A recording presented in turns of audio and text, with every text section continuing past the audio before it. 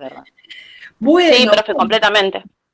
Total, así es. Son materias que son por ahí medio, son hermosas. Lo que pasa que por ahí requiere mucho tiempo, pero son hermosas. Aprovéchenlas porque la verdad que después en el futuro se van a acordar todo lo que están viendo ahora. Sí. Bueno, vamos a arrancar con lo nuestro, ¿les parece? Hoy tenemos una clase más cortita, así que por eso me di el lujo de poder escucharlos cómo andan.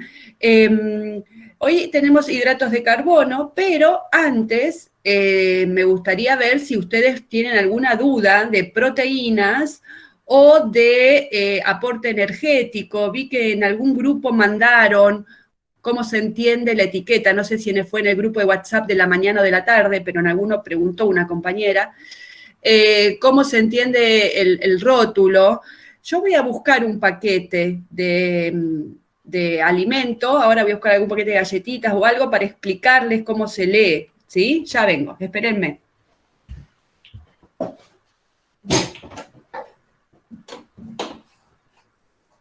Che, qué buena onda está Erika, la verdad, nada que ver, ¿no? Ojalá fuera así con Frankel, pero bueno, qué sé yo.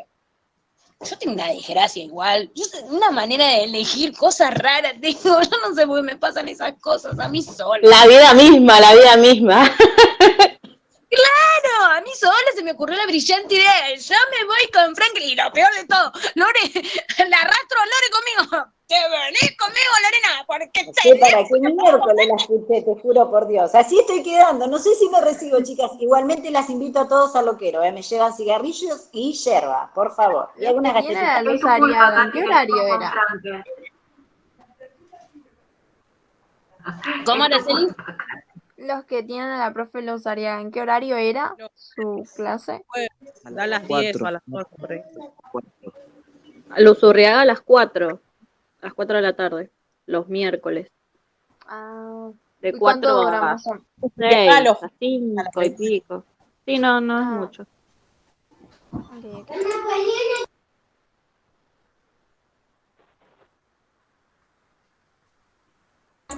Ahora que están en el baile, chicas, la van a tener que zafar a la materia de alguna forma. Sí, Júntense, no sé. Pero ahora, salud mental hay que leer en la primera clase o las dos.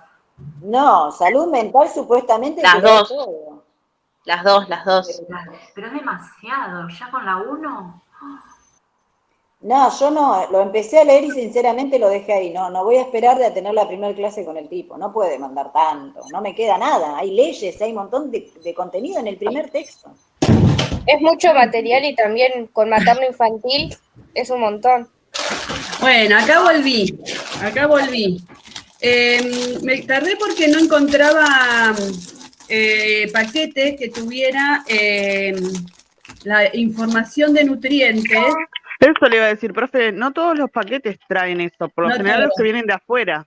Es verdad. No, acá los paquetes nacionales también un montón de productos. Yo en todos los que busqué, casi en todos había, en todos prácticamente, pero bueno, en algunos, claro, a veces no es que traen el cuadradito. ¿Ven? Estos traen el cuadradito. Hay veces que no traen este cuadradito, que lo traen directamente a lo largo, escrito, todo así a lo largo. ¿Sí? Yo lo encontré en la cepita. Claro. Pero yo encontré otros que dicen nada más que el aporte por porción. ¿Ven? Acá, bueno, es muy chiquito, yo no sé si ustedes lo van a ver, ¿ven? Dice lo que aporta, pero por porción nada más, por la porción de lentejas, que acá la porción dice que son, por ejemplo, media taza. Pero uno puede usar una taza, puede usar 2 tazas si quiere y comerse las 2 tazas, pero para saber cuánto está comiendo de calorías o de nutrientes tiene que hacer la multiplicación. Si con media taza me da esto, con 2 tazas lo multiplica por 4, ¿se entiende? Pues tiene que hacer el pasaje. Pero hay otros como esto, que les dice, por ejemplo, cada 100 gramos, ¿sí? Que es una medida estándar, 100 gramos, y por porción, que por porción por ahí son 3 tostadas o 4, que por ahí son 30 gramos, ¿sí? Entonces les da las 2 alternativas, cada 100 gramos o por porción, ¿sí? Pero en algunos, en la mayoría, casi todos los que encontré, decían nada más que la porción. La porción. Bueno, acá lo que primero aparece generalmente en los rótulos, ¿sí? Es la cantidad de energía, el aporte energético. Y el aporte energético lo tienen en kilocalorías y también lo tienen en kilojoule, lo tienen hecho ya la conversión a kilojoule, por si esto se exporta, para que la gente de otro país sepa el aporte energético expresado en kilojoule, ¿sí? Y eso ustedes saben, 4,184, ¿sí? ¿Se acuerdan? Una kilocaloría son 4,184 kilojoule. Hay que hacer el pasaje mediante regla de 3 simples, ¿sí? Después, lo que les informa generalmente es cuánto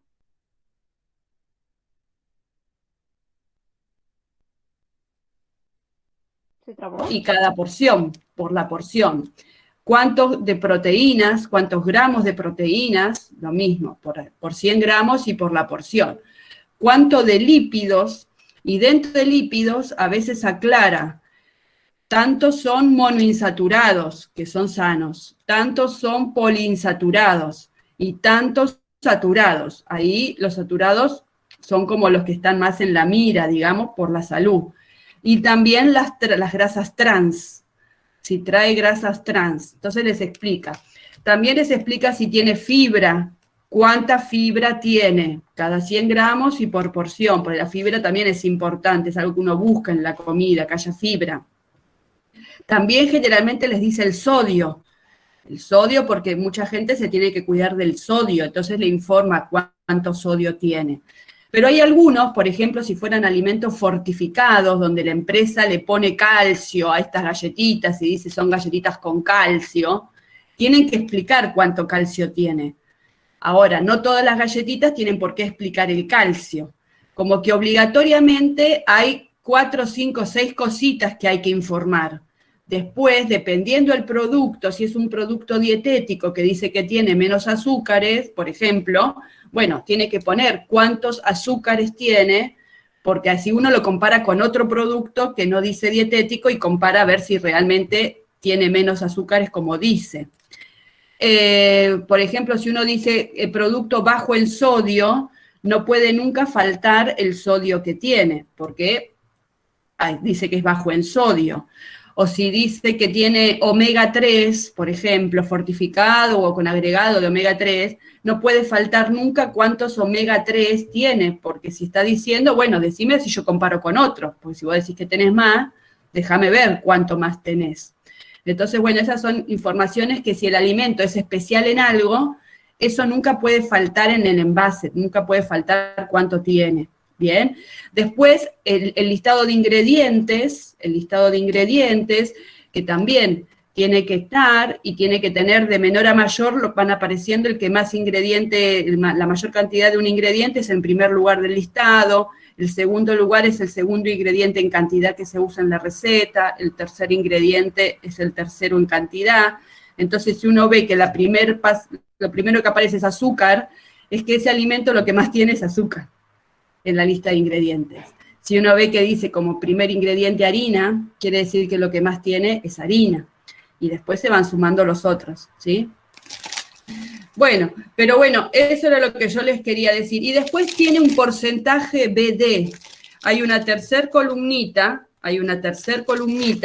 acá, que dice porcentaje B corta y D mayúscula, ¿sí? Las dos en mayúscula, B corta, D. Eso quiere decir que si vos te comes una porción de esta galletita, por ejemplo, una porción, que son 4 galletitas, que te dan, por ejemplo, 105 kilocalorías, en una dieta estándar, porque esto no es individualizado, ¿no? En una dieta estándar de 2000, al comerte 105 con 4 galletitas de estas, vos estás cubriendo el 5%, ese es el porcentaje BD, el 5% de lo de tu día, de tus 2000 kilocalorías, de las 2000 estándar, ¿no? Con 105 cubrís el 5%. ¿Bien? Entonces, esa es la columnita BD. Esa columnita B corta D te dice, bueno, si vos comés una porción, ¿qué porcentaje sobre una dieta de 2.000 kilocalorías estás cubriendo? ¿Sí? Si vos te comes, por ejemplo, una porción que tiene 20 gramos de carbohidratos, ¿sí? Estás cubriendo el 7% de lo que te toca en una dieta de 2.000 kilocalorías, de los carbohidratos que tocan en una dieta de 2.000 kilocalorías. Y esa cantidad de carbohidratos que hay en una dieta de 2.000 kilocalorías, ¿cómo está calculada? A través de la ley de la armonía. ¿Se acuerdan que era entre el 50 y el 60% tiene que ser con carbohidratos? Bueno, entonces, en base a ese número de gramos diarios, te dicen 20 gramos son el 7%. ¿Sí? Y así te van diciendo el porcentaje diario. ¿Bien? Así que bueno, eso era lo que preguntaban en el grupo de WhatsApp, que no entendían cómo mirar o cómo entender el aporte de energía de un envase. Sí. ¿Y el porcentaje que dice DDR? El porcentaje, ¿Eso a qué se refiere? Ese debe ser la dieta diaria recomendada. La dieta diaria recomendada, que es parecido a esto. Es cuánto de lo que hay recomendado por día vos estás consumiendo al comerte esa porción, lo que te da esa porción, digamos, ¿sí? Es el porcentaje del diario dietario recomendado o de la ingesta dietaria recomendada, ¿sí? Eso es eso. Es parecido al valor diario, a lo que dice acá, porcentaje BD, es el porcentaje del valor diario de lo que hay que comer en el día. ¿Sí? Profe, estaba en los apuntes cómo sacar, ¿no? La cantidad. ¿La cantidad de qué? ¿De qué? Eso de ver en los paquetes. Estaba en los apuntes para sacar la cantidad de los alimentos para ingerir, para comer. No sé si me explico o no. No, lo que estaba en los apuntes es qué es la energía, de dónde proviene la energía, cuáles son los nutrientes que nos dan energía, cómo se calcula el gasto de energía de un día de una persona, cómo se calcula el peso ideal de una persona, cuánta energía provienen de los carbohidratos, cuánta energía provienen de las proteínas, de los lípidos, pero en el apunte no recuerdo que esté cómo sacarlo del paquete. Lo del paquete no recuerdo. Por ahí había un ejercicio que decía, mire alguna etiqueta de un paquete, la verdad que yo no me acuerdo exactamente. Por ahí decía, observe un paquete en su casa y lea el etiquetado, no recuerdo si había una actividad así. Sí, bueno, profe, para que un alimento tenga armonía, tiene que tener los porcentajes, ¿los puede repetir así lo anoto? No es para que un alimento tenga armonía, sino que la alimentación de un día tiene que ser armónica. El plan de alimentación de todo un día tiene que ser armónico, y armónico quiere decir que tiene que haber una proporción entre los carbohidratos, las proteínas y los lípidos, que son los que te van a dar energía. Si vos te comes en el día 2 paquetes de panes de manteca, por ahí tenés la energía que necesitas, pero en realidad no es un plan armónico de tu alimentación ese, porque obtenés la energía, pero ¿cómo la obtuviste? ¿De dónde? ¿Respetaste la ley de la armonía? El 50 al 60% tiene que venir de carbohidratos, de esa energía.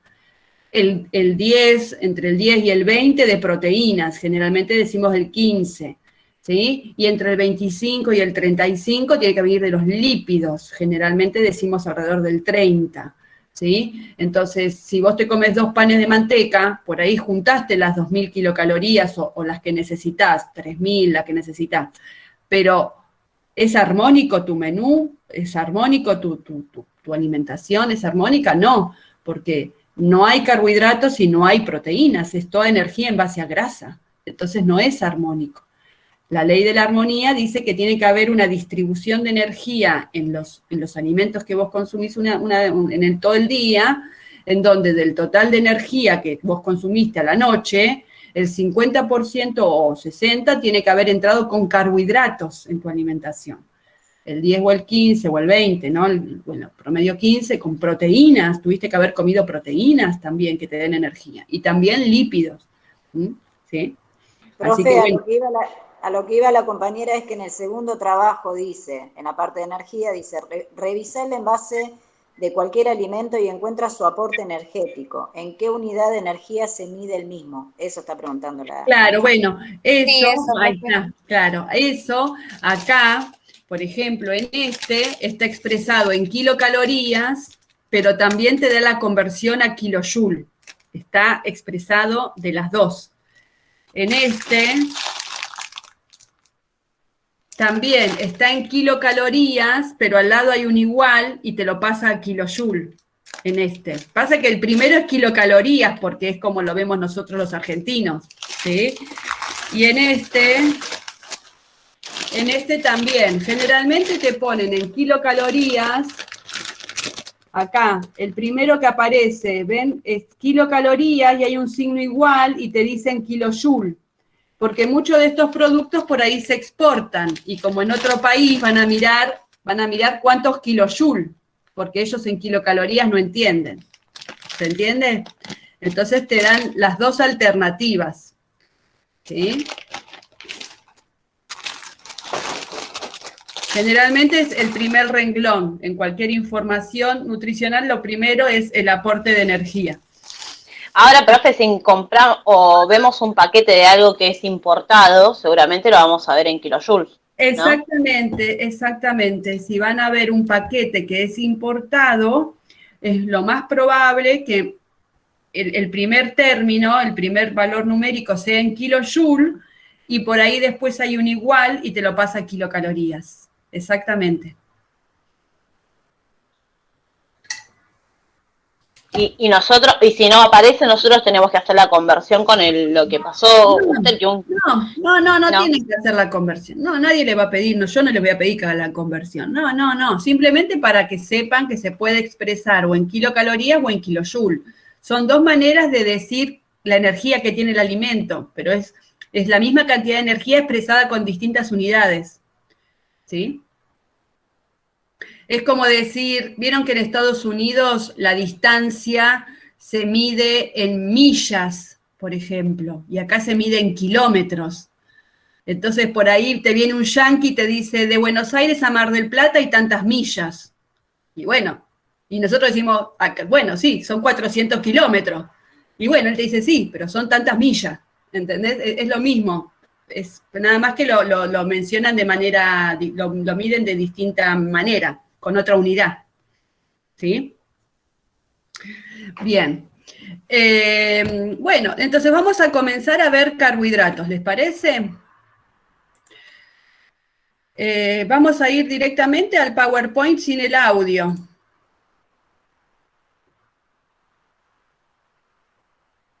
A ver cuál es la tarea que tienen que hacer acá.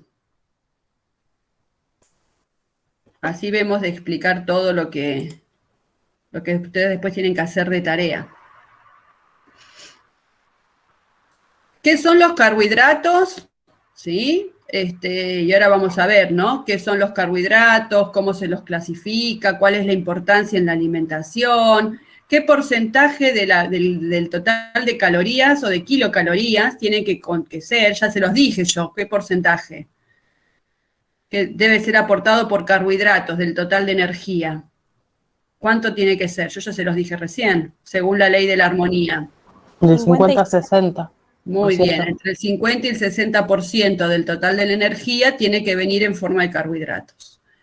Las funciones, ¿sí? Y tanto fisiológicas como no fisiológicas, porque vamos a ver que en los carbohidratos también dan gusto a la comida, ¿no? No es que tienen que ver con aporte de energía o aporte, sino que tiene que ver con otras cuestiones. Bueno, y acá ustedes van a tener que nombrar los carbohidratos, ¿sí? Y describir, por ejemplo, ¿sí? Cuáles son los carbohidratos simples o los carbohidratos complejos, ¿sí? En qué alimentos están, si son buenos para la salud o no. o los monosacáridos, los disacáridos, los polisacáridos.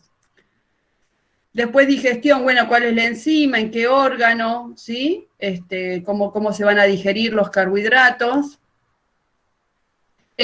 Bueno, ¿qué es la absorción de los nutrientes? Eso tiene que ver no con carbohidratos en sí, sino en general, ¿no? La absorción de nutrientes cuando el nutriente deja de estar en el intestino y pasa al torrente sanguíneo o al torrente linfático. En el caso de las grasas, pasa al torrente linfático y después se desparrama. Explicar cómo se absorbe la glucosa. Y después, bueno, ¿qué es la glucemia? ¿Cuáles son los valores de glucemia? Es el valor de glucosa en sangre. ¿Cuáles son las hormonas que hacen que aumente la glucosa de la sangre? Y cuáles son las hormonas que hacen que baje la glucosa de la sangre. ¿Cuáles son las formas en que se utiliza la glucosa? ¿Sí? Las rutas metabólicas, ¿bien? Y después, ¿dónde hay carbohidratos? ¿En qué alimentos hay carbohidratos? ¿Y qué es la fibra? ¿Para qué sirve la fibra? ¿Bien? Todo eso lo vamos a ver ahora. Muy bien. Bueno, vamos a arrancar.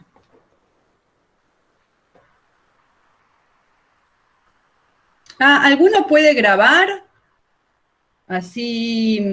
ya están grabando. Qué bueno, qué bueno. Después así comparten porque yo también se las paso a los chicos de la tarde, que a los chicos de la tarde a veces les cuesta grabar, pero les paso la que vemos acá. Bueno. Bueno, esto es lo que vamos a ver. Y acá, ¿no? ¿Qué son? ¿Qué son los carbohidratos? Conjunto de compuestos orgánicos. ¿Por qué? Porque todas las sustancias orgánicas son las que tienen gran cantidad de carbono, ¿sí? Profe, disculpe, ¿usted está compartiendo pantalla o no? Ay, no estoy compartiendo pantalla, perdón, ya comparto.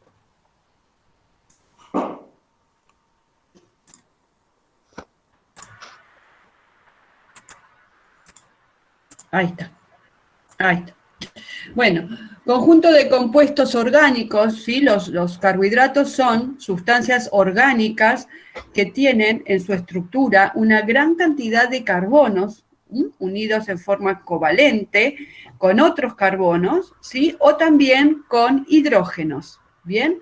En el caso de los carbohidratos, lo que tienen es una alta proporción de oxígeno en comparación a las proteínas o en comparación a los lípidos que tienen menos oxígeno, ¿sí? Los carbohidratos tienen una alta proporción de oxígeno en su estructura.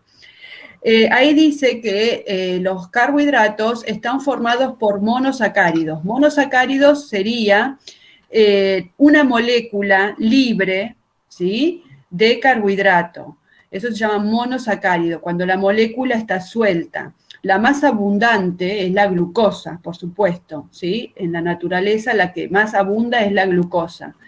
Esta glucosa es un monosacárido que pertenece a la familia de las hexosas, porque tiene 6 carbonos, ¿sí? Existen otros monosacáridos que pertenecen a la familia, por ejemplo, de las pentosas, y en nuestro organismo uno importante es la ribosa, ¿sí? De los ácidos nucleicos.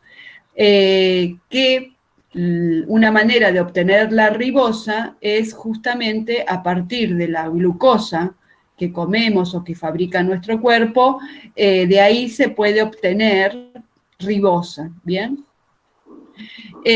Así como tenemos la glucosa como la principal molécula de carbohidratos, la más abundante, existen otras moléculas también de 6 carbonos que se llama fructosa y que se llama, por ejemplo, galactosa, ¿sí? Que son también monosacáridos, pero mucho menos frecuentes, ¿no? Que la glucosa, ¿bien?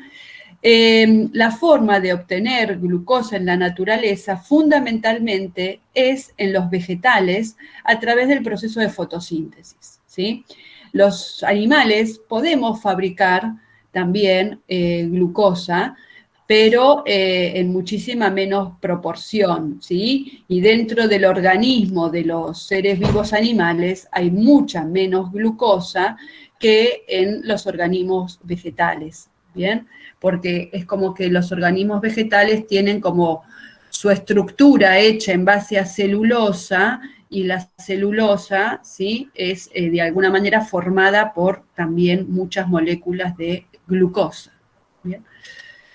Nosotros tenemos glucosa, pero más que nada como reserva de energía, no tanto como parte formativa de nuestro cuerpo. Bueno, el aporte, fíjense que acá dice que en una alimentación el aporte puede variar entre 40 y 80, pero en líneas generales, ¿sí?, el aporte de carbohidratos está, bueno, acá les dice 45 a 60. Uno generalmente las recomendaciones más habituales es entre 50 y 60. Acá les da como el límite un poquito más amplio. Entonces, bueno, ustedes tengan en cuenta este valor, ¿sí? Porque si se los tomo en el examen, hay que tener en cuenta el valor de los apuntes o de lo que está en los PowerPoint, ¿bien? Entonces, si bien ese 50-60 que yo les mencionaba es el más habitual y el que habitualmente se usa, vulgarmente se utiliza siempre ese, en la bibliografía aparece un poquito más amplio. Así que bueno, de 40 a 60% del valor calórico. Ese BCT es valor calórico total. Quiere decir que el total de energía, ¿sí?, de todo un día, ¿bien? Siendo como mínimo una ingesta recomendada de 120 gramos de carbohidrato, ¿sí? O sea que tratemos siempre de no comer menos de 120 gramos de carbohidrato, que eso con 45% del total de energía lo cubrimos, ¿bien? La principal función de los carbohidratos es ser fuente de energía, pero no es la única, ¿sí? Los carbohidratos tienen otras funciones, pero se dice que son nutrientes energéticos por excelencia, como que es la principal de sus funciones. Pero bueno, ya vamos a ver que sirven para muchas otras cuestiones, ¿sí? Acá, bueno, un dato que ustedes ya sabían, que cada gramo de carbohidrato aporta 4 kilocalorías, ¿sí? Algo que es importante a tener en cuenta es que nuestro organismo prefiere siempre en sus células obtener energía a partir de los carbohidratos. Es como que le resulta más sencillo.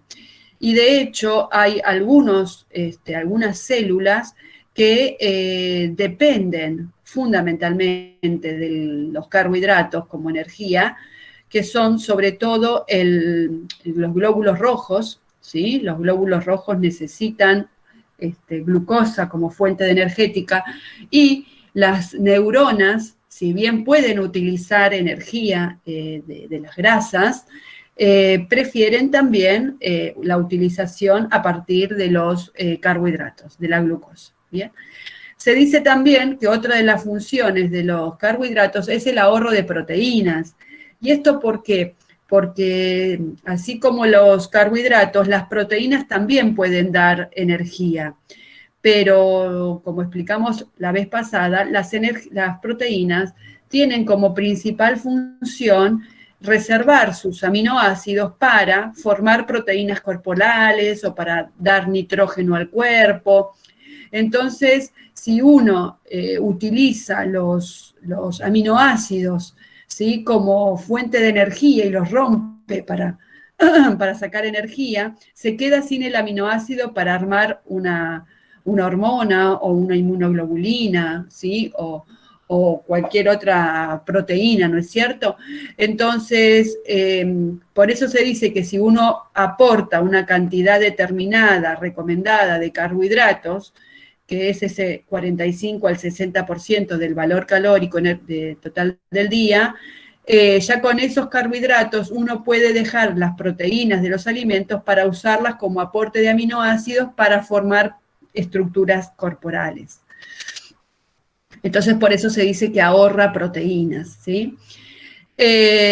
Regulación del metabolismo de las grasas, ¿por qué? porque así como los carbohidratos, las grasas pueden dar también energía, los lípidos, ¿sí? En la medida que consumamos todos los días carbohidratos en sus cantidades recomendadas, vamos a usar, por supuesto, también energía de los lípidos, pero los lípidos se van a usar de manera, digamos, paulatina. Cuando uno no come carbohidratos o no alcanza ese mínimo recomendado por día de carbohidratos, se van a utilizar las reservas de grasa de manera más acelerada. Y esto, de alguna manera, puede llegar a ser riesgoso porque ese acelere en la oxidación de grasas puede llegar a producir lo que se llama una acidosis metabólica, poniendo en riesgo la salud de la persona, ¿sí? Por un cuadro de acidosis metabólica, de cetoacidosis, por ejemplo. Entonces, bueno, esto se puede ver en dietas que no están, digamos, recomendadas, dietas que no están orientadas, donde la persona come o saca por sacar, y bueno, ahí está el problema que después puede llegar a tener, por ahí se entusiasma porque ve que baja de peso, pero en realidad no está bajando saludablemente, digamos, ¿sí? Y después, bueno, como yo les decía, que también los carbohidratos, no en gran parte, pero sí en una mínima proporción en nuestro cuerpo forman estructuras, como los ácidos nucleicos, a partir de la ribosa, o algunos marcadores de membrana, ¿sí? Que son glucoproteínas o glucolípidos, ¿sí? En las membranas celulares, ¿no?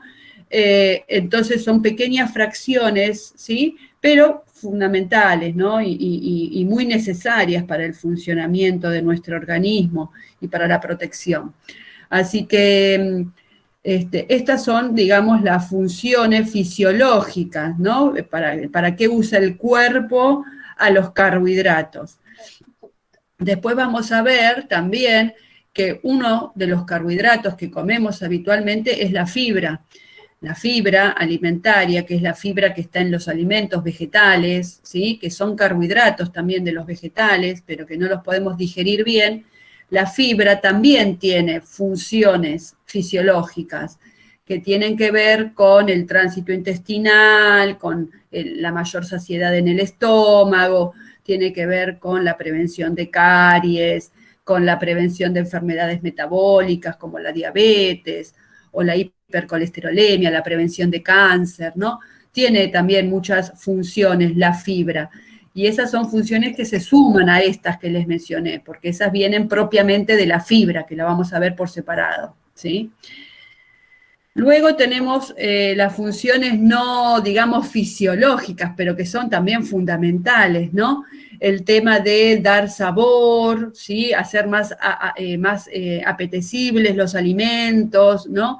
Que sean mejor aceptados, ¿sí? En la industria se utilizan también los carbohidratos, sobre todo lo que tiene que ver con el almidón, o algunos tipos de fibra soluble también se utilizan, que son las pectinas o que son los mucílagos, las gomas, se utilizan en la preparación y en la industria de alimentos, ¿sí?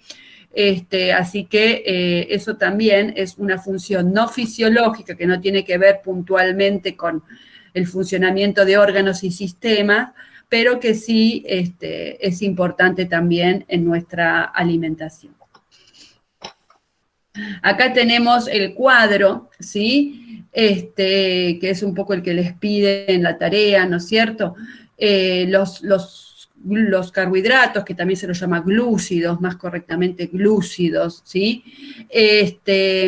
Pueden ser de una sola molécula, como yo les mencionaba antes, que son una molécula solita, que las más importantes en nuestra alimentación son las que tienen 6 carbonos, como la glucosa, la galactosa y la fructosa, que bueno, que más allá de esa molécula no se puede separar de otras, porque ya está libre, ya está sola. Entonces se le dice a estos los monosacáridos, mono de uno, ¿sí? Es un glúcido separado de otros, es solo uno. la realidad es que después muchas veces en los alimentos un monosacárido establece una unión glucosídica con otro monosacárido y después con otro y van formando cadenas de disacáridos cuando son 2, cadenas de trisacáridos cuando son 3, cuando son 4, cuando son 5, que en línea general se dice los oligosacáridos, pocos, pero no tantos, ¿sí? Y después tenemos los polisacáridos, que ya son cadenas mucho más extensas, ¿no? En donde hay muchas unidades, ¿sí? Muchos monosacáridos que se van uniendo unos con otros. Entonces, bueno, dentro de lo que es la alimentación, la lactosa seguramente les suena, porque es el azúcar de la leche, que está naturalmente en la leche, y que dentro de la lactosa uno puede encontrar 2 monosacáridos que se unieron, ¿sí? Es decir, una molécula de lactosa tiene en su interior 2 monosacáridos, una glucosa y una galactosa. La sacarosa es el azúcar de caña, ¿sí? O el azúcar de remolacha, bueno, es el azúcar común, el azúcar de mesa que uno usa todos los días, ¿sí? Y cada molécula de sacarosa tiene en su interior 2 moléculas más chiquitas, ¿sí? Que son una glucosa y una fructosa. La maltosa, que uno la puede encontrar en la malta y también se utiliza en la producción de cervezas, ¿sí? Bueno, la molécula de maltosa tiene en su interior 2 moléculas que son 2 glucosas, ¿bien? Tanto los mono como los disacáridos se los llama los azúcares simples. ¿Por qué? Porque tienen una estructura muy simple, muy chiquita, que se digieren súper rápido y se absorben muy velozmente en el tubo digestivo, y que tienen como efecto, digamos, en lo que es el metabolismo, que suben rápidamente los valores de glucosa en sangre, ¿sí? Esto no es del todo saludable, que el valor de glucosa pase muy bruscamente de un nivel a un nivel mucho más alto, porque requiere toda una respuesta metabólica también acelerada. Entonces, bueno, esto puede afectar el páncreas y puede llegar a generar un agotamiento y a futuro, después de muchos años, una diabetes.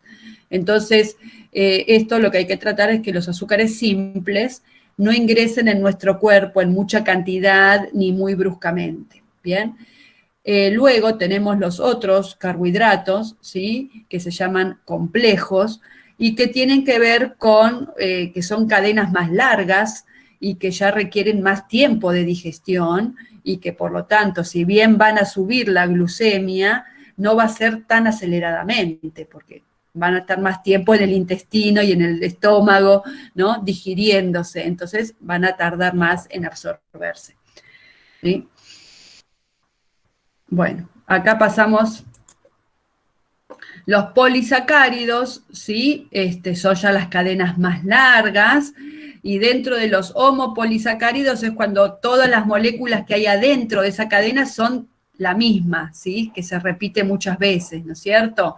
Es el caso del almidón. En el almidón son básicamente todas glucosas, lo que hay adentro es todas glucosas, ¿sí? Lo mismo pasa en el glucógeno. El almidón es la reserva que tienen las plantas de carbohidrato, ¿sí? Y el glucógeno es la reserva corporal de los seres vivos animales de carbohidratos, ¿sí? El glucógeno lo almacenamos nosotros en el hígado y en los músculos. Ahí tenemos mucha glucosa guardada. Y el almidón es la reserva de las plantas, donde guardan mucha glucosa, ¿sí?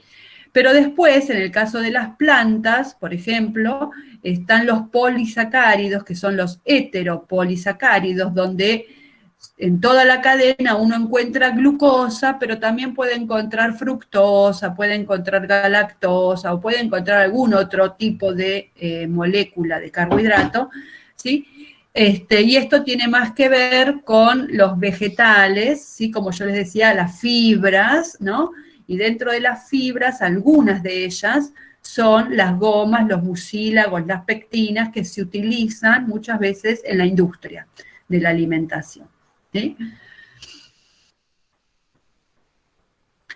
Esperen.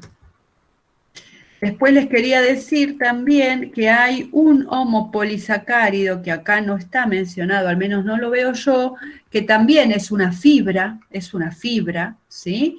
Que está en las plantas, y que es el caso de la celulosa, o la hemicelulosa, ¿sí? Que acá no lo menciona, pero que también es un polisacárido indigerible, ¿sí? Como las mucílagos, las gomas, las pectinas, pero que es un homopolisacárido, no un hetero, es un homo, ¿sí? Y también está en las plantas, la celulosa o la hemicelulosa. Bueno, acá les muestra de alguna manera la diferencia entre la amilopectina y la amilosa, que son del almidón, son distintas formas de encontrar la glucosa adentro del almidón. Nada, cómo es la cadena, a veces son cadenas todas lineales y a veces son ramificadas, ¿sí? Como que tienen bifurcaciones, ¿sí? Y bueno, eso simplemente.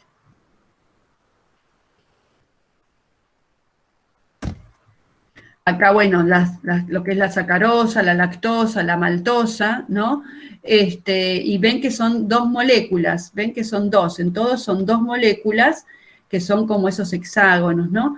Y que están unidos a través de una unión que se llama la unión glucosídica, ¿sí? Que une y ensambla a las dos moléculas.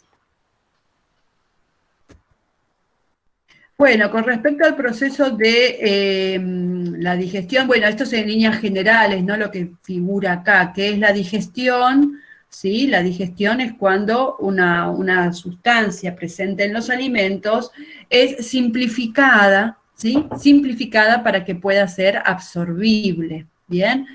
Y la absorción es justamente cuando esa sustancia ya absorbible, ¿sí? Que puede ser un nutriente o puede ser cualquier otra sustancia, ingresa al torrente sanguíneo. Eso se llama absorción, ¿sí? Abandona el intestino e ingresa a la circulación general. ¿Bien? Con respecto a la digestión, acá tenemos el órgano, ¿se acuerdan que ya la vez pasada habíamos dicho, bueno, el tubo digestivo y los órganos, ¿no? Que conforman este tubo, que comienza en la boca, ¿sí? Y termina en el ano, el tubo. Dentro de este tubo lineal, que a veces se ensancha y a veces se afina, tenemos también glándulas anexas que vuelcan sus jugos, ¿sí? Con su pH, con sus enzimas, ¿no es cierto?, a este tubo. No forman parte del tubo en sí, sino que tienen conexión con este tubo y vuelcan sus fluidos, ¿bien? El proceso de la digestión, tenemos que tener también la consideración, como lo vimos la vez pasada, que muchas veces no arranca directamente desde la boca propiamente dicha, sino que a veces arranca incluso con el olfato. ¿Vieron cuando uno dice se me hace saliva la boca o se me hace agua la boca? ¿Sí? Cuando uno huele algo rico, bueno, ya ahí el tubo digestivo de alguna manera ya está preparándose, ¿no? Y por otro lado también, cuando uno hierve la verdura, cuando uno cocina la carne, o cuando uno tritura, ¿no?, la comida, de alguna manera con estas técnicas culinarias, está también ayudando a lo que va a ser posteriormente el trabajo digestivo, ¿sí? Bueno, entonces, con respecto a los carbohidratos, bueno, acá les explica, ¿no? El almidón, ¿sí? Que yo les dije que son muchísimas glucosas unidas entre sí, ¿sí? Pero son cadenas muy extensas, tienen que ser separadas unas de otras, ¿no? Y eso se consigue mediante enzimas que en nuestro caso se llaman amilasas, que puede ser amilasa salival, amilasa pancreática, ¿bien? Son las que se ocupan de ir rompiendo esas uniones entre cada glucosa. Y lo que se termina absorbiendo es glucosa, ¿bien?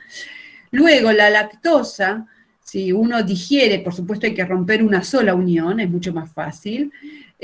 Cuando uno absorbe los productos de la digestión de la lactosa, va a absorber una glucosa por un lado, ¿sí? Y va a absorber también una galactosa, que viene de esa hidrólisis. Cuando uno digiere la maltosa, lo que va a absorber son glucosas. O cuando uno digiere la sacarosa, lo que va a absorber es, además de glucosa, fructosa. Para cada una de estas sustancias existe su enzima específica, ¿sí? La lactosa va a ser digerida por la lactasa, la sacarosa por la sacarasa, la maltosa por la maltasa y el almidón, como yo les dije, por las amilasas, ¿bien? Bueno, y acá tenemos en las diferentes partes del tubo digestivo cuáles son las enzimas que van a actuar y sobre qué van a actuar, ¿no? Y una vez que cumplen su función, cuáles son los productos que se desprenden de esa hidrólisis, que es lo que formaba inicialmente, ¿no?, el carbohidrato que estaba en el alimento. Bueno, acá tenemos también, dentro de lo que es la digestión de carbohidratos, ¿sí? Sobre todo, en lo que tiene que ver con esta imagen, lo que va a trabajar es los líquidos que provienen del páncreas, ¿sí? Porque esos van a traer las enzimas que se llaman amilasas pancreáticas, que son fundamentales para la digestión de carbohidratos, ¿sí? Sobre todo el almidón, particularmente, pero que es uno de los carbohidratos que más consumimos en nuestra alimentación. El hígado, si bien es fundamental porque fabrica la bilis, que después se va a acumular y a concentrar en la vesícula biliar. Acá dice vejiga, pero esto me parece a mí, que acá creo yo que hay un error. Esto, que está acá chiquitito, que viene del conducto biliar, es la vesícula biliar, no la vejiga, ¿eh? Acá dice vejiga, pero acá está mal. Es vesícula biliar. La vesícula biliar va a concentrar la bilis, que es medio verdosa, amarillenta verdosa, ¿sí? Y eso se va a volcar en el duodeno, pero no tanto para los carbohidratos, sino para las grasas, en la digestión de las grasas. Es fundamental esta bilis, ¿bien?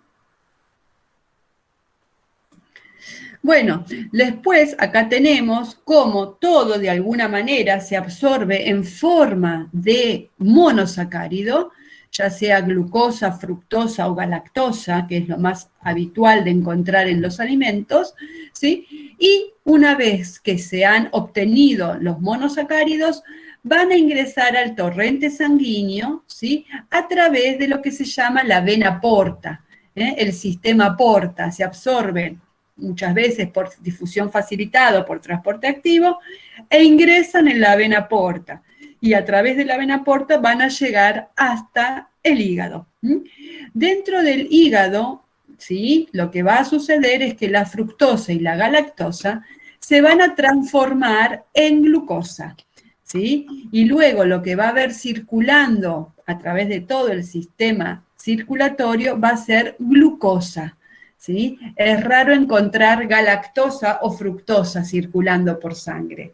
De hecho, hay una enfermedad que se llama galactosemia, que trae ciertas complicaciones en la salud, y es por una falla genética en donde la galactosa no se puede transformar a glucosa, ¿sí? Y empieza a haber mucha galactosa en sangre, que eso no debería suceder.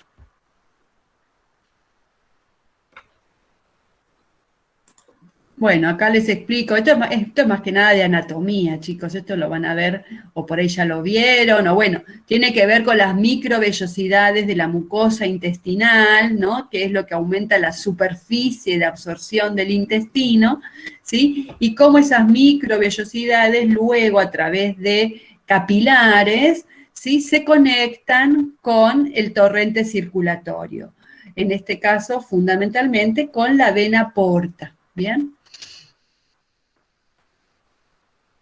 Y acá de vuelta también les explica, ¿no?, una microvellosidad, ¿sí?, En realidad esta es la vellosidad y cada una de estas chiquititas, estos pliegues chiquititos que hay acá, ¿sí? Que son como deditos, se llaman microvellosidades. Lo que hace esto, de alguna manera, este plegamiento e incluso este plegamiento individual de las microvellosidades, es aumentar la superficie de absorción, ¿sí? Es como tener, a ver, una comparación, como si fuera un elástico todo apretadito, que cuando uno lo estira se hace larguísimo, ¿sí? Pero mientras lo tenemos todo apretadito, ¿sí? Es más corto. Bueno, eso sucede con las paredes del yeyuno y del ilion, ¿sí? En su superficie interior está toda la mucosa como apretadita, pero la función de eso es aumentar el lugar por donde se pueden absorber los nutrientes y ocupar menos espacio, digamos, ¿sí? Bueno, acá simplemente, sí, que el mecanismo de absorción es el transporte activo o lo que sería la difusión facilitada. Bueno, y acá les explica, yo todo esto no les voy a tomar, chicos, no se preocupen, cómo se absorbe la glucosa. Bueno, y esto es importante, ¿no? También la parte metabólica, para qué, o qué rutas metabólicas va a seguir la glucosa, ¿no? Bueno, tenemos diferentes situaciones, todo va a depender, ¿sí? En qué momento estamos, si estamos en momento de ayuno o si estamos luego de una comida. Si estamos luego de una comida, ¿sí? Y acabamos de comer un plato de fideos donde hay tanto almidón y donde hay tanta glucosa concentrada, por supuesto que el valor estable de ayuno, que es entre 70 y 110, al rato de haber comido va a empezar a aumentar, ¿no? Va a empezar a subir y va a llegar por ahí a 130, 140, ¿sí? Pero inmediatamente eso va a estimular la liberación de la hormona que se llama insulina, y que acá aparece una primera hormona muy importante, que es lo que va a hacer que de ese 140 el valor de glucemia vuelva a bajar y se encuentre dentro de los valores esperados, ¿sí? Cuando uno no come, ¿no es cierto? Entonces, la insulina va a ser la primera hormona, ¿sí? Que es dentro de lo que es los carbohidratos, es la única hormona que hace que la glucemia descienda, ¿bien? Y esta hormona, insulina, siempre va a aparecer luego de una comida. Generalmente va a aumentar su concentración en sangre luego de la comida, porque lo que va a tener que hacer es ayudar a que baje la glucemia. ¿Y cómo baja la glucemia? Bueno, ayudando a través de esta hormona a que la glucosa entre en las células, sale de la sangre e ingresa en las células. Puntualmente en el hígado y en los músculos, lo que va a pasar después de comer es que la glucosa esa que entró va a usarse para guardarse como reserva. Y se va a hacer lo que se llama la glucógenogénesis.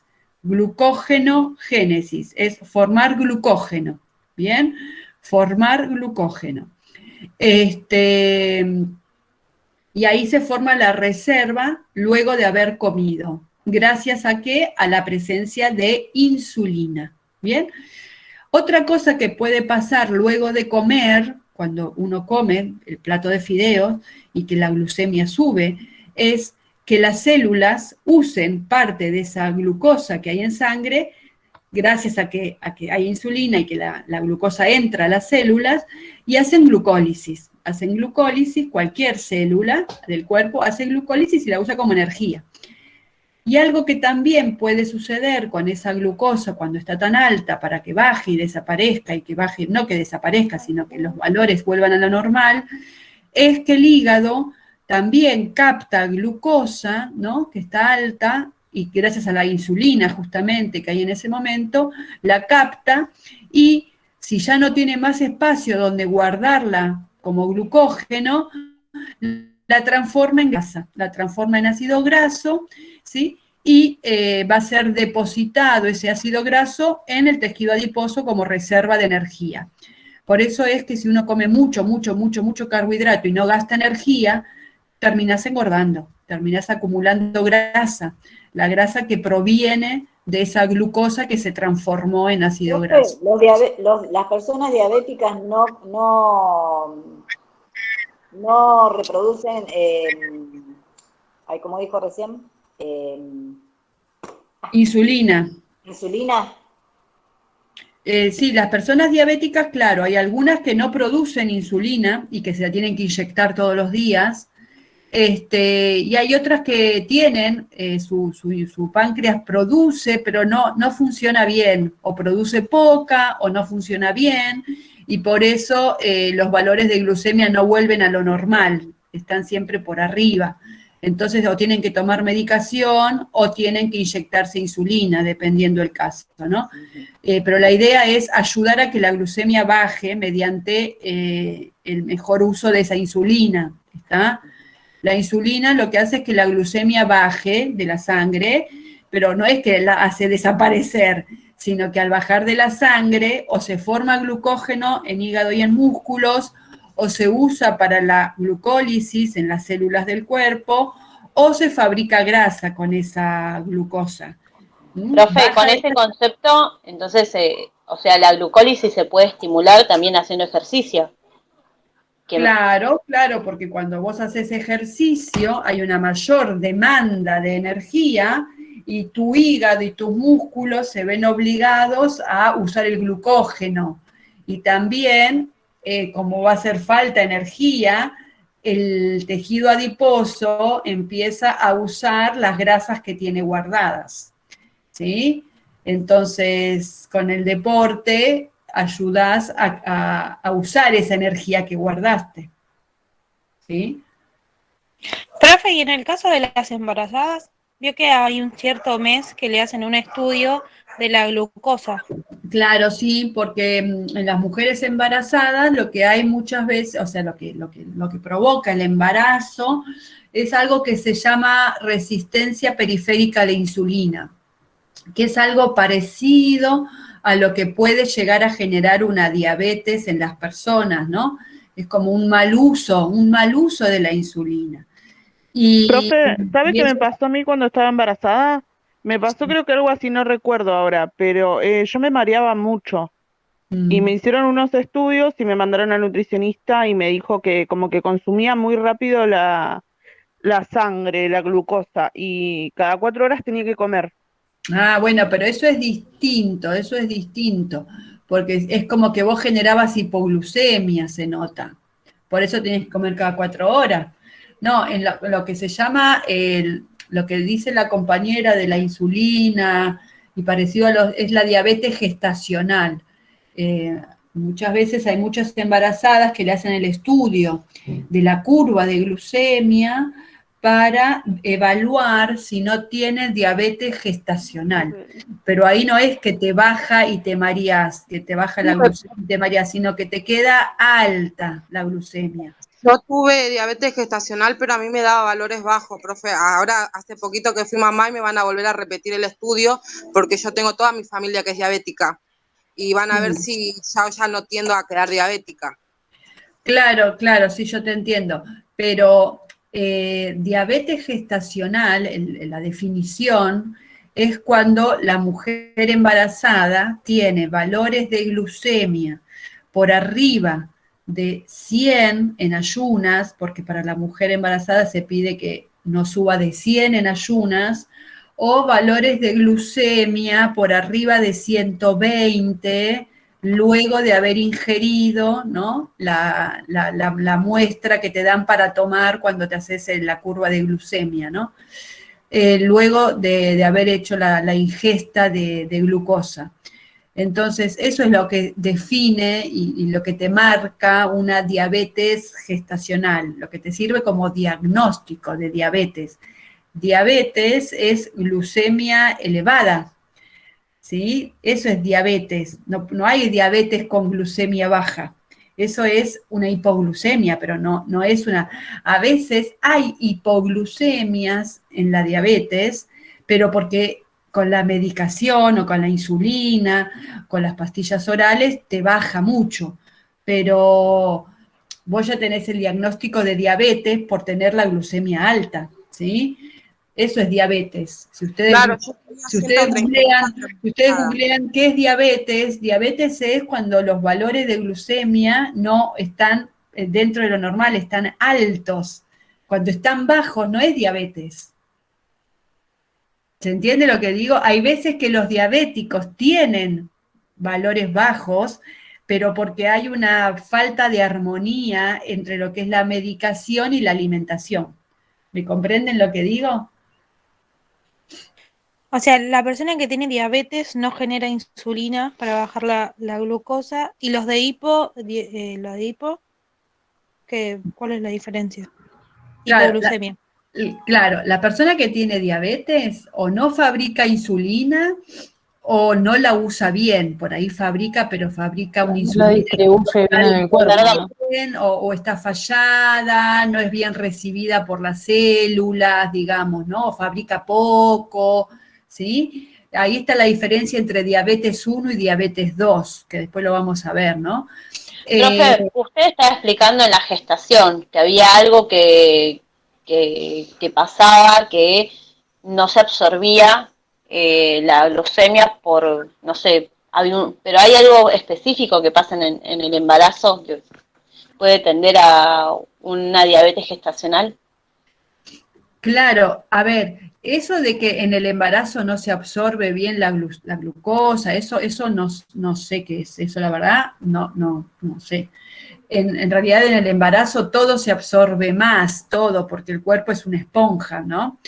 Pero existe en el embarazo, por el mismo embarazo en sí, una predisposición a tener resistencia periférica a la insulina, que es muchas veces lo que tienen los diabéticos tipo 2.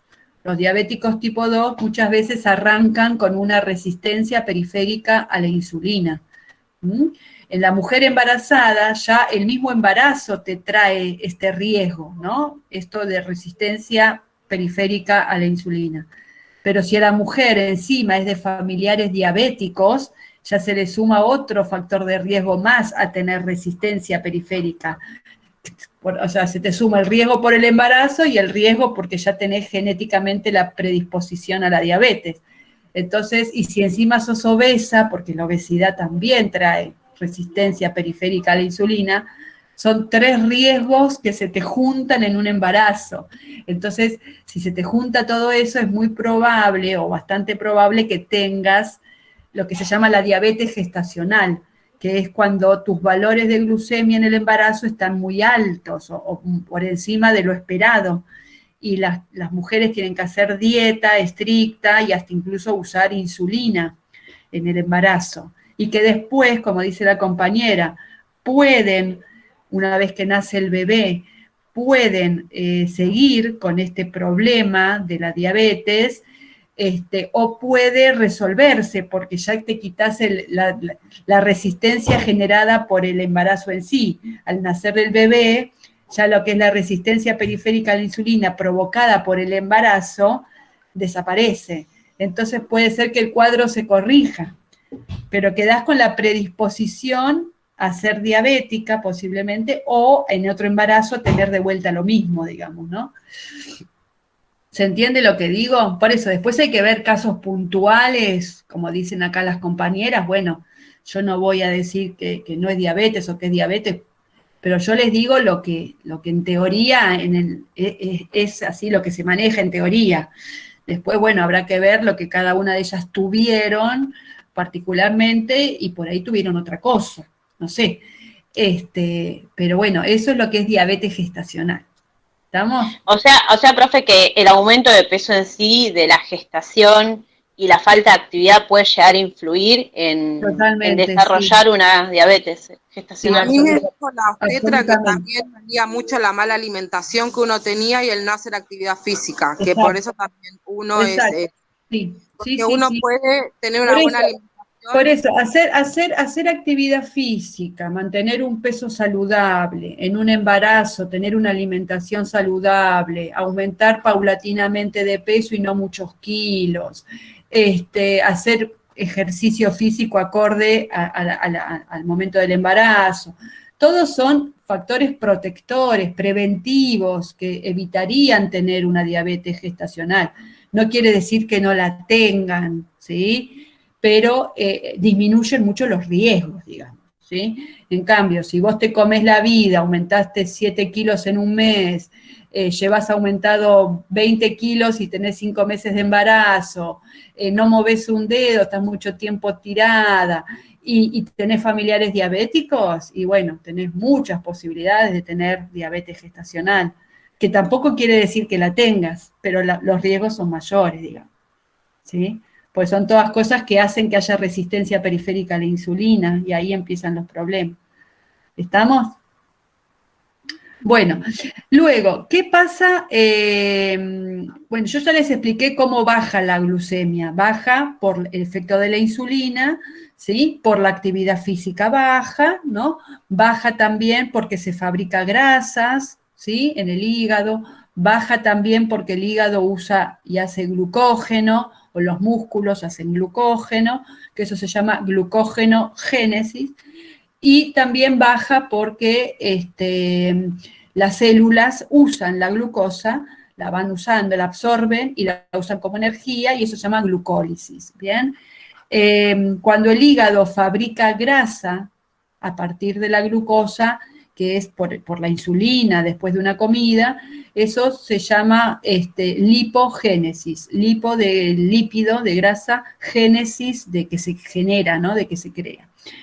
Pero bueno, después también hay formas en que la glucemia sube, que de 80, 90 que tenés por ahí en ayunas, después en algún momento del día te medís y tenés 100 o 105. ¿Y cómo fue que subió? Bueno, subió porque comiste algo con glucosa, algún plato de pan o con tostadas, o le pusiste azúcar a tu desayuno, o la lactosa de la leche, bueno, comiste algo que hizo que la glucosa entre en tu sangre. También puede ser que suba, ¿por qué? Porque el hígado fabrica glucosa en determinados momentos, y esa glucosa que fabrica el hígado la pone en la sangre, ¿no? La vuelca, la manda a la sangre, y eso ayuda a que la glucemia suba. Generalmente esto, por supuesto, sucede en ayunas, ¿sí? En ayunas o cuando hay mucho deporte, ¿no? Mucho trabajo de deporte. Entonces el hígado, ante la necesidad de energía y ante que hay poca glucemia porque fue bajando, fabrica y la manda a la sangre. Por supuesto que acá no hay insulina, ¿no? Cuando se hace la gluconeogénesis es porque lo que hay es glucagón, generalmente, o adrenalina también, que es lo que hace que el hígado fabrique glucosa y la mande a la sangre, ¿sí? Eso generalmente es en momentos de necesidad de aumentar la glucosa de la sangre. Y también lo que se hace es la glucógenolisis. Eso también sucede cuando hay necesidad de subir la glucosa, porque hace mucho tiempo que no comes, o porque tenés una necesidad de energía muy alta por algún deporte intenso. Entonces lo que tenías guardado en tu hígado, ¿sí?, lo sacás del hígado, lo usás, la reserva de glucógeno, y cada una de las glucosas las vas metiendo en la sangre. Desde el hígado pasan a la sangre. Eso se llama glucógenolisis. Pero eso está estimulado no por la insulina, sino por el glucagón, que tiene el efecto contrario a la insulina. ¿Bien? La insulina... Profe, eso explica de las personas que cuando sufren situaciones de estrés les sube el azúcar por presencia de la adrenalina. ¿Puede ser por eso? Claro, exacto, porque el estrés es una situación de alarma, de alerta, ¿no? El estrés, de alguna manera, sirve para que, si vos estás en una situación de riesgo, logres escabullirte, escaparte, ¿no?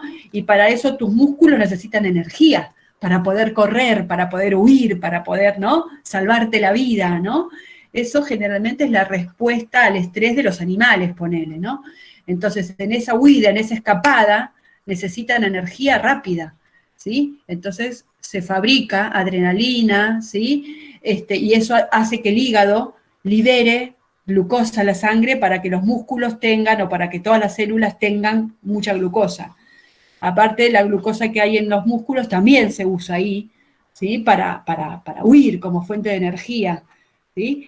Después, bueno, está lo que ahora está este estrés propio de la vorágine y de problemas económicos y problemas que, bueno, pero digamos, el ser humano originario no tenía estos problemas de estrés, ¿no? De si sube el dólar, si baja el dólar, si subió, si hay inflación, si no hay inflación, ¿no? El tema del laburo, de llegar a horario, de la sobrecarga de trabajo. Los hombres en ese momento tenían que defenderse de bestias, de animales, ¿no? Bueno, y eso era, ¿no? Tener que correr, tener que huir de una catástrofe, bueno, a eso, ahí hace falta energía para poder salvarte. Y esa energía viene de la fabricación interna de glucosa. ¿De dónde sale esa glucosa para la energía? Bueno, del hígado, ¿no? De los músculos, ¿sí? Así que son las hormonas del estrés. En las hormonas del estrés se vuelca mucha glucosa a la sangre. ¿Bien? Profe, o sea que el disparador de una persona diabética también viene por el estrés. Sí, muchas veces, claro, muchas veces por problemas de estrés, sí, hay alteraciones hormonales, mucho cortisol, mucha adrenalina, noradrenalina, y bueno, todas estas hormonas pueden llegar a generarte digamos, un disturbio y pueden llegar a provocarte problemas que tienen que ver con la diabetes. Por ejemplo, a veces un pico de estrés y quedé diabético, y sí, porque el estrés, digamos, internamente te puede afectar en una ACV, te puede afectar en una diabetes, en una psoriasis, en una alopecia, en fin, en una gastritis, en un colon irritable. El estrés, según cada uno, repercute de manera diferente, ¿no? Pero claro, porque de alguna manera el cuerpo responde, ¿sí? Mi marido empezó igualmente días antes, que estuvo a punto de un coma diabético, 4:21 estuvo. Claro. Y bueno, primeramente empezó con síntomas de consumir mucha cantidad de líquido, pero mucho, más de 2 litros, mucho más. Claro. Las noches o sea, la noche no podía dormir. Claro, la hiperglucemia, esa concentración tan alta de azúcar en sangre, te genera eso, ¿no? Te genera mucha sed, te genera mucho hambre, mucha orina, ¿no? La gente incluso a veces adelgaza. Pero eso generalmente sucede cuando, claro, la insulina empieza a fallar, o tenés cada vez menos, ya no alcanza bien a cumplir con su función, ¿no? Sí. Y aparte fue todo muy rápido, profe, no sabe, nosotros ni pensábamos que tenía 4:21 de glucemia. Claro, porque a veces pasa como inadvertido, ¿no? Uno, sí, yo a veces, por ejemplo, el otro día mi hijo me decía, uy, cuánta sed que tengo, y sí, cuando alguien tiene mucha sed, o cuando alguien empieza a bajar de peso y no se explica por qué, o cuando alguien va a hacer pis a cada rato, bueno, yo siempre paro un poco la oreja, la verdad, porque nada, bueno, ojalá sea nada más que sed y pase y listo, nada. Pero si es sed, otro día sed, ¿no? Mucho pis, te baja unos kilos y hay que estar atento y hay que hacer la consulta, sí, eso es así. Pasa que a veces uno no, claro, que si no estás en el tema, no entendés, no sabés. No, y a veces... La sed, profe, funciona como mecanismo compensatorio también, porque de alguna forma se necesita la energía que precisamos para hacer... La sed no es por energía, la sed es porque te necesitas líquido. En este caso, como hay tanta glucosa, el riñón elimina glucosa por orina y entonces la persona orina más para sacarse glucosa y aparece glucosa en la orina, que no, Pero, normalmente profe, no aparece. Pero al tampoco orinar te da más sed también, se te va como, tenés como un cuadro de deshidratación también. Entonces te da sed. Y también tenés cuerpos cetónicos, tenés una acidosis. Entonces, bueno, es un combo, como no puedes usar la glucosa porque no tenés bien la insulina que trabaje adecuadamente y todo, usás las grasas y hay cuerpos cetónicos, lo que yo les decía anteriormente, y eso te genera acidosis de la sangre, y más la sed, más la deshidratación, y bueno, y sí, ahí es donde estás a un pelo del coma diabético, como dice la compañera, claro. Que generalmente por una hiperglucemia, mucha glucosa en sangre. A él, profe, por ejemplo, en el hospital, cuando yo le dije que orinaba mucho, dice, ¿le midieron la orina? No, le digo. Me dice, bueno, porque tenemos que medir la orina para ver cuánto líquido él retiene, porque tampoco a veces es bueno que elimine todo. No sé a qué se refería. Claro, no, y posiblemente, claro, lo que hay que hacer es restablecerlo, restablecer todo lo que es líquido, sales minerales, porque puede llegar a una deshidratación. empezar a darle insulina, en principio insulina para que le baje la glucemia, y bueno, y después se verá si queda con insulina, si sigue con medicación oral, habrá que ver, pero hay que bajar esa glucosa de 4,21, hay que bajársela. Cuando normalizás la glucosa, el resto se va normalizando. Pasa que si en el momento estás muy deshidratado, hay que rehidratarte. Entonces, por ahí te rehidratan en el momento y después seguís con el tratamiento de diabetes. Pero en el momento hay que sacarte del riesgo del cuadro de deshidratación si es que lo tenés.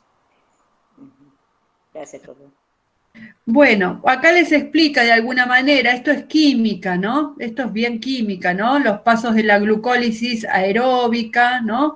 Que se forma el piruvato o el ácido pirúvico, después cómo esto entra en el ciclo de Krebs, se hace el ciclo de Krebs y después la cadena de electrones, ¿no es cierto? Y cómo de acá se obtiene energía. En cada uno de estos pasos se obtiene ATP, se obtiene NAD, se obtiene FAT, y esto después termina liberando energía, ¿sí? Pero esto es más de química, yo esto no se los voy a preguntar en nutrición, digamos, ¿sí? Acá tenemos la glucogenogénesis, que es lo que les decía yo, que después de comer, ¿sí? La glucosa de la sangre se acumula en el hígado o se acumula en los músculos y forma el glucógeno, que acá es donde se usa insulina. Si no hay insulina, esto no se puede hacer. La glucogenólisis, esto es con el glucagón, ¿no? Cuando en ayunas el glucógeno pasa a glucosa y se pone en la sangre. El hígado lo vuelca a la sangre. El glucógeno de los músculos se usa adentro del propio músculo, no se vuelca a la sangre. Le da energía a los músculos, ¿bien? Y después, otro tipo de reacciones que se pueden hacer con la glucosa es formar la ribosa, como yo les decía a ustedes, la ribosa o desoxirribosa, que es en la que se transforma la glucosa a ribosa o desoxirribosa para los ácidos nucleicos. Y los cerebrósidos, sí, que son estos compuestos combinados de glúcidos con lípidos, para servir como receptores de membrana, marcadores de membrana, ¿sí? Que son muy importantes a nivel estructural, no a nivel energético, digamos, ¿no es cierto? Bueno, y acá tenemos, ¿sí? Cómo es que la glucemia, ¿sí? De alguna manera puede llegar a subir en la sangre a través de la glucosa que uno come, lo que fabrica el hígado, gluconeogénesis, la glucosa que se fabrica en el hígado, o la glucogenólisis, que es cuando se rompe el glucógeno y la glucosa se vuelca a la sangre, la glucosa que había formando el glucógeno, ¿sí? Eso hace que aumente la glucemia. Eso generalmente pasa con hormonas que son, digamos, opuestas a la insulina, las hormonas del estrés, el glucagón, ¿no es cierto? ¿Sí? Bueno, y acá a ver, bueno, y después la glucosa que hay en la sangre, ¿para qué se usa? Se puede usar como energía, se puede usar como reserva, ¿sí? Formar glucógeno, o se puede usar para formar, como dijimos, lípidos, la lipogénesis, o ribosa, ¿sí? Es los destinos que se le da a la glucosa. ¿Para qué se puede usar la glucosa? Para usarla como energía o para usarla para formar las reservas hace falta insulina, ¿sí? Y ahí tienen, ¿ven? La insulina es la única, ¿ven? Es la única que baja la glucosa de la sangre, ¿sí? Que hace que la glucosa se vaya de la sangre. En cambio, el glucagón, la adrenalina, los glucocorticoides como el cortisol, hormona de crecimiento, ¿sí? Son todas hormonas que lo que van a hacer es aumentar la glucemia, subir la glucosa de la sangre. La única que la baja es la insulina. Y con respecto a la fibra alimentaria, como ya dijimos, son polisacáridos las fibras, son polisacáridos, ¿sí? Que, no, perdón, acá son fuentes alimentarias de carbohidratos, no llegamos todavía a fibra, yo porque me adelanté a la que sigue. Estos son fuentes alimentarias de carbohidratos. Los carbohidratos pueden ser simples o pueden ser complejos, ¿no?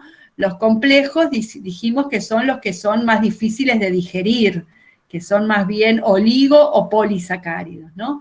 Entonces, ¿dónde hay polisacáridos? En cereales, en legumbres, en el pan de mesa, galletitas, por ejemplo, galletitas de agua, ¿sí? Tienen polisacáridos porque tienen sobre todo harina o lo que es almidón, ¿no es cierto? Hay alimentos que combinan polisacáridos porque tienen harina, pero también tienen azúcares, y que son los azúcares simples.